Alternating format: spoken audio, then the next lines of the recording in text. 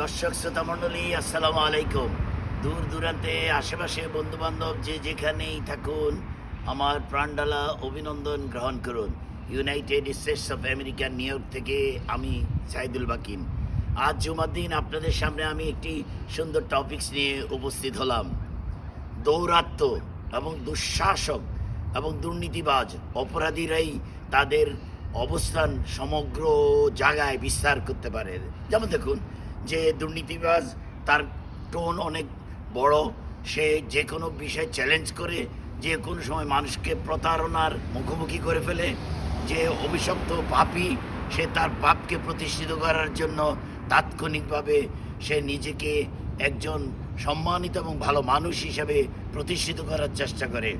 যে অন্যায় অপকর্ম, বিভিন্ন রকমের বাজে কাজকর্ম সমাজে, পরিবারে, রাষ্ট্রে বিভিন্ন জায়গায় করে যাচ্ছে, সে তার সেই অপকর্মকে প্রতিষ্ঠিত করার জন্য অনেক সময় দেখা যায় সে বিশাল আকারে তাকে প্রতিষ্ঠিত করার চেষ্টা করে এবং বিভিন্ন রকমের দুর্নীতিবাজ খারাপ মানুষগুলোকে সঙ্গে নিয়ে সংঘবদ্ধ আকারে সে প্রমাণ করতে চায় সে ভালো মানুষ।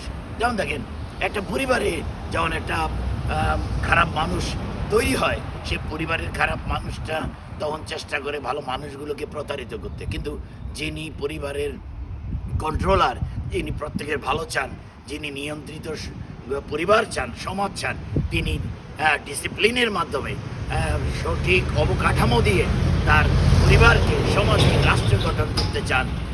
তিনি তার দুর্নীতির কোনো আশ্রয় না নিয়ে সামাজিকভাবে নিজের সমাজ, পরিবার, রাষ্ট্রকে একটা সুন্দর পর্যায়ে নিতে চান। সো আজ থেকে আমরা চিন্তা করতে হবে যে কোনো দুর্নীতির পক্ষে না থেকে, কোনো অপরাধীর পক্ষে না থেকে, কোনো খারাপ মানুষের পক্ষ না নিয়ে ভালো মানুষের পক্ষ নিয়ে সুন্দর এবং সুস্থ সমাজ গঠনের জন্য এগিয়ে যেতে হবে। আরটি সুন্দর টপিকস নিয়ে আসার আগ পর্যন্ত যে যেখানেই থাকুন, ভালো থাকুন। আল্লাহ হাফেজ।